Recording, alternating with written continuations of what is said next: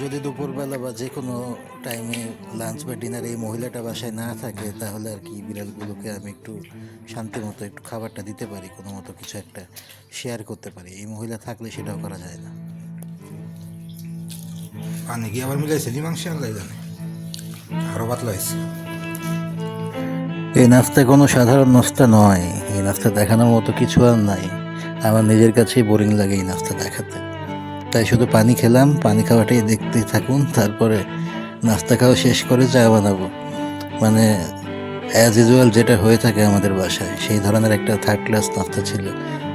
Hello, WhatsApp, সবাই কেমন আছেন? Welcome to my another new blog. এবং আজকের ব্লগটা শুরু করছি এখান থেকেই, সকালের নাস্তা থেকে। অতি বিষাদ নাস্তা মাত্র শেষ করলাম। শেষ করে করে তারপরে এটার স্মৃতি মুখে নিয়ে, মাথায় নিয়ে ঘরের ভিতরে ফিরছি হেলে দুলে। মন ভরা আশা যে এক কাপ চা খেয়ে যদি নাস্তার এই বিষাদ ভাবটা কিছুটা কাটাতে পারি। চা খাওয়ার সঙ্গে সঙ্গে মাথাটা স্থির হবে, রাতের ঘুম কিছুটা কভার হবে, এবং নাস্তার যে একটা বিষাদ স্মৃতি, এটা যদি মুখ থেকে কিছুটা হলেও কমে। যে জিনিস খেয়েছি, খাওয়ার পর থেকে মুখ শুধু টক টক লাগছে, কেমন যেন গন্ধ লাগছে। ডিমের যেটা অমলেট না মামলেট কি করেছে পোচ, ওটা এমন বিশ্রী ছিল, ওটার গন্ধ আমার মুখ থেকে যাচ্ছে না। এই জন্য বারবার বারবার পানি দিয়ে মুখের ভেতরে কুলকুচি করে করে নাস্তা সেই বিষাদ ফ্লেভারটা মুখ থেকে তাড়ানোর চেষ্টা করছি। আর কি করব, আর তো কিছু করার নাই। চা খেয়ে যদি মুখটা আবার স্বাভাবিক অবস্থায় ফেরত আসে, ওই আশা। কিন্তু কালকে ভাত নেওয়ার কোনো দেখলাম না, যে ভাত জানিতেছে এটার কোনো আলামত পাইলাম না। ভাত পুরাটা মুখে এখানে গামলা ভরা ভাত।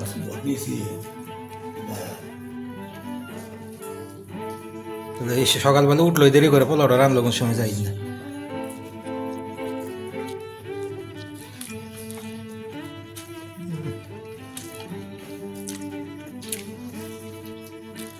পানি কি আবার মিলাইছে মাংস আল্লাহ জানে, আরো পাতলা হয়েছে।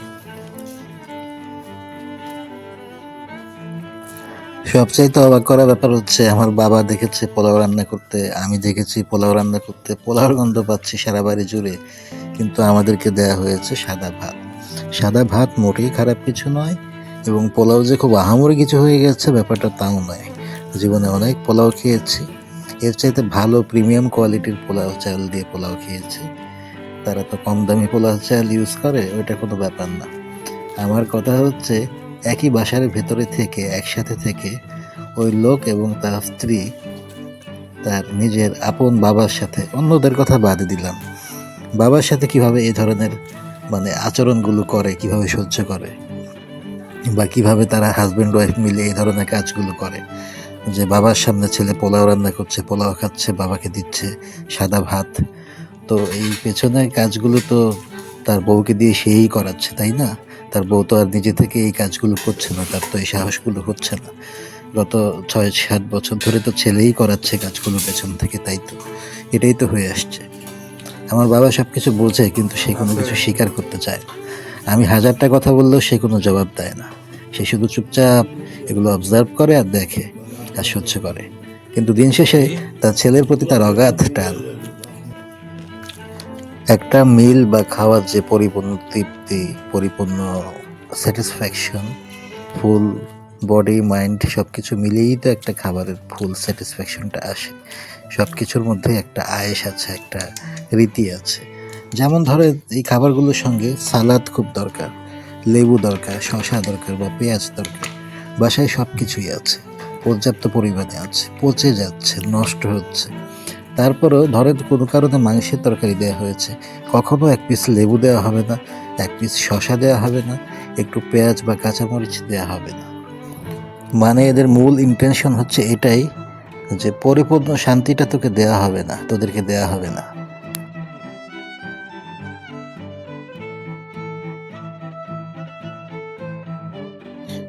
এবং সবচাইতে ইন্টারেস্টিং ব্যাপার হচ্ছে, কেউ বললে বিশ্বাস করবে কিনা জানি না, স্পেশালি তরকারি মানুষ ভালো করার চেষ্টা করে নিজের সুনামের জন্য, ভালোর জন্য, যেন মানুষ খেয়ে আরাম পায়, ভালো বলে। আর তারা ইচ্ছা করে তরকারি নষ্ট করে, ইচ্ছা করে খারাপ করে রান্না করে, যেন আমি আর আমার বাবা খেয়ে কোনো ধরনের স্বাদ না পাই, তৃপ্তি না পাই। শুধু সামনে দেয়া দরকার, দিয়ে নিয়ম ভঙ্গ করা, মানে নিয়মটা পালন করা। যদি না দেয় তাহলে আবার সমস্যা আছে। ওই জন্য কিছু একটা দিতে হবে বলে দেয়া, এমনভাবে দেয়া হয় যেন এই খাবারটা খেয়ে তারা কোনো ধরনের তৃপ্তি না পায়, শান্তি না পায়। রান্না করা হয় ২ ভাগে, তাদের জন্য ১ ভাগ, আমাদের জন্য আরেক ভাগ। একটা হয় মশলা ছাড়া, খুবই বাজেভাবে, আরেকটা হয় প্রিমিয়ামভাবে। আমাদের বাসায় সব কিছুই ২টা করে জোড়া জোড়া করে করা হয়, ২টা ভার্সন থাকে। এটা হচ্ছে ওই যে দুপুরের লাঞ্চ, ওই দিনেরই রাতের ডিনার। মানে যদি একটা কিছু করে ওই দিন আল্লাহর নামে ওইটা দিয়ে পারি। মানে ওই যে দুপুরের বেলা মুরগি দিয়ে এখন রাতের বেলাও ওইটারই অংশ বিশেষই কিছু না কিছু দেওয়া হবে, মানে আর কিছু হবে না, এর সাথে আর কিছু থাকবে না। যে খেতে পারবে খাবে, না খেতে পারলে খাবে না। এটা যদি মুরগি না হয় অন্য কিছু হতো, একই রকম হতো ব্যবস্থা সব কিছু। রাতে ডিনারের পরে ফর্মালিটি পালন করার জন্য আমাকে আর আমার বাবাকে সামান্য কিছু তরমুজ দেওয়া হয়েছে। জাস্ট নমুনাটা দেখুন। তারপরে আমাদের ২ জনকে তরমুজ খেতে দেওয়া হয়েছে। সর্বসাকুল্যে ৬ পিস আছে, স্বাভাবিক পিস। এত বড় একটা তরমুজ থেকে মাত্র ৬ পিস তরমুজ এবং কতটুক সাইজের একটা বাটি, এটাই আমাদেরকে দেয়া হয়েছে। এই যে আমাদের ডেলিভারি ম্যান, আমার ভাতিজি রায়া, ও পার্সেল দিয়ে গেছে আমার বাবার কাছে। ওকে দিয়ে এই জিনিস পাঠিয়ে দেওয়া হয়েছে। মানে আমার কাছে খুব বিব্রত লাগে, খেতেও হয় না খেয়েও হয় না।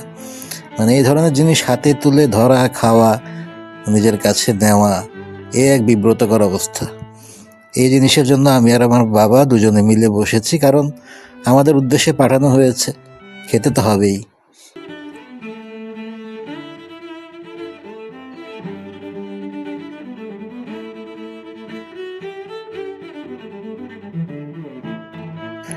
যেহেতু আমি স্বাভাবিক নর্মাল ফ্যামিলির থেকে বিলংস করি না, একটা সময় করতাম, এখন করি না।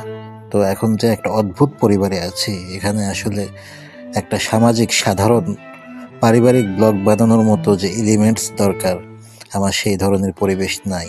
এবং আমি একটা কথা আগেই বলেছি যে আমি আউটডোরে শ্যুট করার মতো সক্ষমতা রাখি না, ওই সামর্থ্য আমার নাই। আমি অতটা এক্সট্রোভার্ট লোক না, বা অতটা প্রফেশনাল কেউ না, বা ওইরকম প্রফেশনাল ব্লগার না যে রাস্তায় ক্যামেরা খুলে দাঁড়িয়ে পড়বো অথবা যার তার সামনে গিয়ে শুরু করে দেবো কিছু একটা। আমি খুব নীরবে কাজ করতে পছন্দ করি, এবং যেহেতু আমার ফ্যামিলি কন্ডিশন বর্তমানে গত কয়েক বছর ধরে, স্পেশালি ৬ বছর ধরে খুবই নাজুক অবস্থানে আছে, মানে এক ধরনের একঘরা বাজে অবস্থার মধ্যে আছি, এবং এর কোনো স্থায়ী সমাধান হচ্ছে না। সেই ধরনের ফ্যামিলি বন্ডিং বলতে গেলে আমাদের মধ্যে এখন আর নাই। এখানে ২টা টিম হিসেবে আছে, আমি আর আমার বাবা একটা টিম, এবং বলতে গেলে আমি ছাড়া পুরোটাই একটা টিম। এখানে সবচাইতে মানে টিমের বাইরে যদি কেউ থাকে অপোজিশন পার্টি, এক হিসেবে সেটা একমাত্র আমিই আছি। মানে আমাকে ছাড়া সবাই ভালো আছে। এখানে টিমের বাইরে খেলার মতো লোক একমাত্র আমিই আছি। আর যদি এমনিতে মৌখিকভাবে দেখি, বাইরে থেকে দেখি, তাহলে হ্যাঁ, আমার বাবাকেও আমার টিমে ফেলা যায়, কিন্তু অ্যাকচুয়ালি উনি আমার টিমের বাইরেই বলতে গেলে। তো সেই ক্ষেত্রে হিসাব করতে গেলে আমার সেই ধরনের স্বচ্ছন্দ পরিবেশটা কখনোই তৈরি হবে না যে আমি সবার সামনে গিয়ে নেচে গিয়ে ব্লগ বানাবো, সবার সাথে মিশবো, সবার সাথে জয়েন হব, সবাইকে ডাকবো, সবাইকে নিব। এবং আমি সেই উদ্দেশ্যে আসিও নাই। আমি একটা কথা আগেও বলে রেখেছি, আমার যদি মূল উদ্দেশ্য অবজেক্টিভস থাকতো ব্লগার হিসেবে নিজেকে প্রতিষ্ঠিত করা, তাহলে আমি অনলাইনে কাজ করছি ২০১৫ সাল থেকে। আমি এই শিল্পকে উন্নত করতে আসিনি, আমি এসেছি কিছু একটা মেসেজ রেখে যেতে। আমি না থাকলেও যেন আমার কিছু জিনিস মানুষের কাছে, যেগুলো গোপন করা হয়েছে, যেগুলো লুকানো হয়েছে, সেগুলো যেন প্রত্যক্ষভাবে চাক্ষুষ প্রমাণ থাকে। কারণ আমি কিছু বিষয়ে স্পষ্টভাবে জানি, আমি আজ পর্যন্ত যে প্রেডিকশন দিয়েছি, যা ভবিষ্যৎবাণী করেছি আমার সম্পর্কে, আমার নিজের সম্পর্কে, আমার কাছের মানুষদের সম্পর্কে, আমার পরিবার সম্পর্কে, সব কিছু একেবারে 1 by 1, লাইন বাই লাইন মিলে গেছে।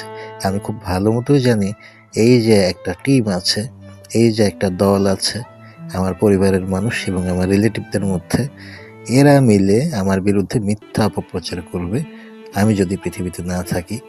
এরাই আমাকে সরানোর জন্য সবচাইতে বেশি কার্যকর ভূমিকা পালন করেছে। এবং যখন আমি থাকবো না তখন এরাই সবচাইতে বেশি মিথ্যাচার করবে। এই জন্য আমি শুধু একটা উদ্দেশ্যই এই কাজগুলো করছি, সেটা হচ্ছে সব কিছুর একটা জীবন্ত প্রমাণ রাখা যে আমার সঙ্গে কি কি হয়েছিল। এবং আমি খুব স্পষ্টভাবে জানি এবং বিশ্বাস করি এরা একটা সংঘবদ্ধ টিম। এরা একসঙ্গে কাজ করে, একসঙ্গে ঘুমায়, একসঙ্গে খায়, একসঙ্গে শিকার করে। এদের কথায় কথায় অনেকের সাথে অনেকের দ্বিমত থাকতে পারে, অনেক বিষয়ে অনেক ব্যাপারে এদের মধ্যে কোনো বনিবনা নাও হতে পারে, সেটা ভিন্ন কথা। কিন্তু ব্যাপারটা যখন আমার বিরুদ্ধে যাওয়া, তখন এরা সবাই কিন্তু এক। এই বিষয়ে আমার স্পষ্ট বিশ্বাস আছে আমার মনে। আমি খুব ডিটারমাইন্ড এই ব্যাপারটাতে, এবং আমি জানি আমার সঙ্গে কি কি হতে যাচ্ছে। এরকম প্রতিটা ভিডিওর মাঝখানে কিছু কিছু এরকম নিজের কথা আমি শেয়ার করে যাচ্ছি, এরকম ভবিষ্যতেও করব। কিছু ডকুমেন্ট অন্তত থাকুক, আমার কিছু কথা অন্তত থাকুক যা কখনো প্রকাশ করা হয়নি। কেউ শুনুক বা না শুনুক, কিন্তু তাও থাকুক। আজকের ব্লগটা এখানেই শেষ করছি, এবং আমি